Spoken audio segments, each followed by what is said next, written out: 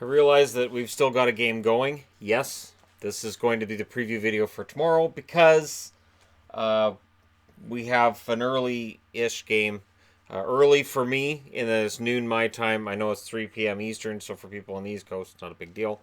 But for me, I might as well go ahead and do the preview video now and get her done.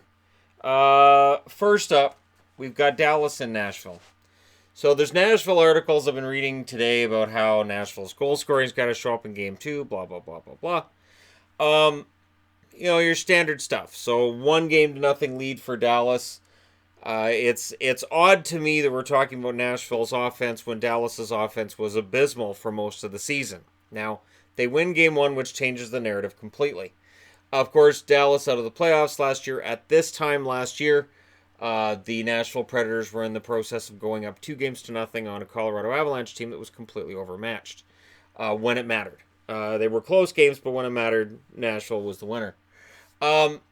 When you look at Dallas's scorers, and I picked people from every team, Sagan stands out as a guy who didn't get any points in the first game. We'll see how he does in game two, whether or not he gets on the board. And Ben Bishop's .938 save percentage really kind of stands out. If Bishop plays like this again in game two, they will escape from Nashville with a 2-0 series lead. And on the Nashville side of things, you got Forsberg, you got Arvidsson, you got Johansson, none of them with a point in the first game. If that continues, I'd be wagering on a Dallas victory as well. Nashville's got to come out. They got to be ready. They've got to assert themselves at home. They've got to get that crowd involved right away. They got to get an early lead and then build on it. And if they can get the crowd into it, if they get Pekka Rinne some confidence, and if one of those guys I just mentioned, whether it's Forsberg, Arvidsson, or Johansson, gets off the snide early, Nashville absolutely can earn a split. Rinne with an .897 save percentage in game one. And we'll see how that turns out for them. The game does start at 6 o'clock Eastern time. And as a fan of Dallas, and I fully 100% admit I'm a fan of Dallas, I do look at this game and have some concerns. Because Nashville is a very good playoff team. And I can't see them getting down 2-0 at home. Even though the series that I've watched tonight, I've seen two teams lose both games at home in the playoffs. And I'm still asking myself, so home ice is a bad thing now? Dallas is going to be trying to make sure that it is. And Dallas, again, victory on the road in game one. They got better on the road as the season went along. And so far, so good. We'll see whether or not they can keep it up.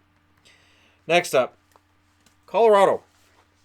So the Abs come out of game one with a result they're not going to be happy about. And they get shut out in the process.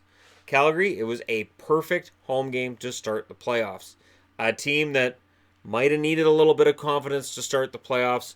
A confident goaltender, confident team. And we'll see how things go for them from here. Last year at this time, of course, as previously stated, Colorado was falling behind 0-2 against the Nashville Predators. They're going to try to make sure that history doesn't repeat itself this season against Calgary. Calgary, who were out of the playoffs last year, so they don't really factor into that discussion. But for Calgary, they kind of need to maintain that momentum. You want that 2-0 series lead at home. And you want to make your journey to Colorado with all the pressure on them. If Colorado can earn a split tomorrow night, and this game is your late game, and I apologize to fans in Calgary for the fact it's a late game, but Calgary's record when their games start at 8 or later local time, the record is excellent. So as much as people in Calgary might complain about the fact that this game starts late their time, Calgary's record's pretty solid. So as stated, the Avs get shut out in game one. There isn't any point in me highlighting any one player, but yes, Landeskog, Rantanen, and McKinnon, these guys need to get on the board. And again, they're going to want to score early, because if we go through, say, the first period and Denver doesn't have a goal, then all we're going to be hearing about is how Colorado in 4 periods of playoff hockey doesn't have a goal. So they're going to want to score early in the first. Grubauer with a .903 save percentage. You can't blame a goaltender when you get shut out, and I'm not going to blame Grubauer in that one. And I don't see any scenario right now where a team's necessarily changing goaltenders.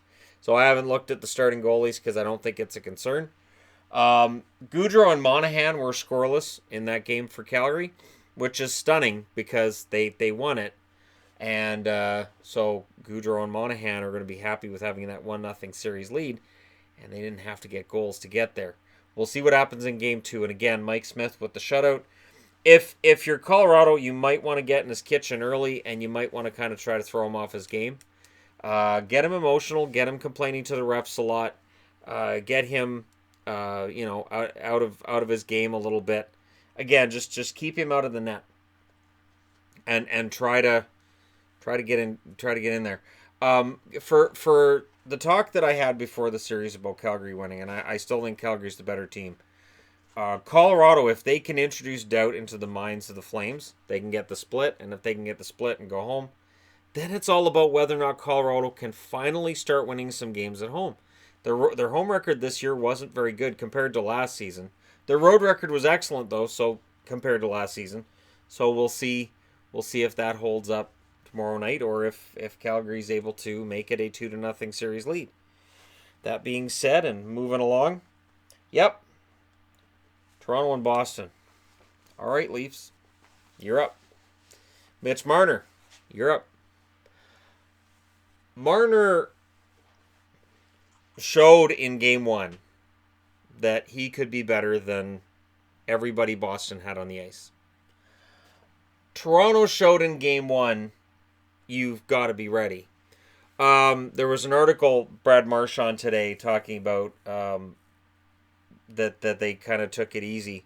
The headline was misleading. Basically that it said Marchand expected an easy game.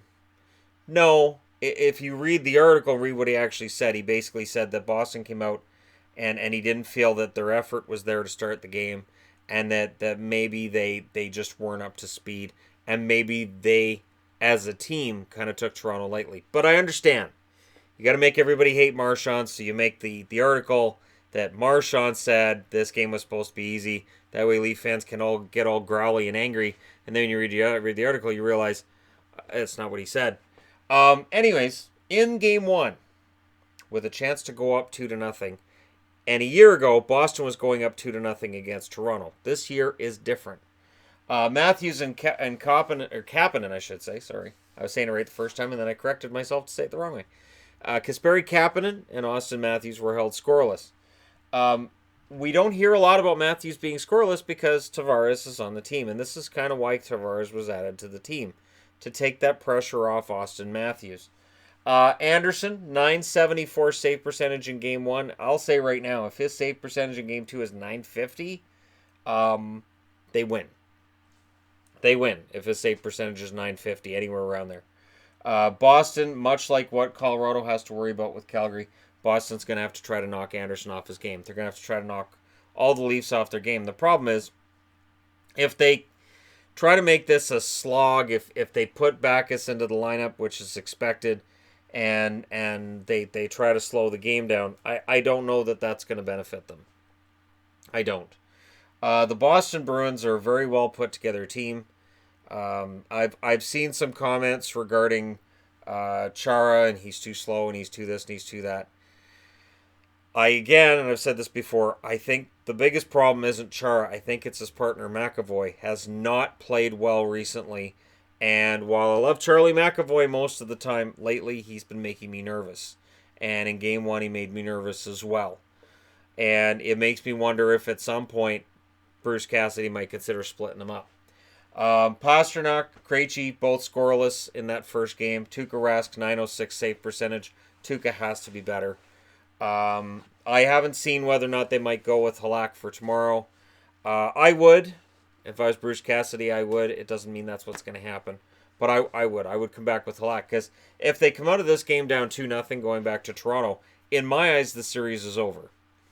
And I say that as a Boston fan that has watched this team for decades.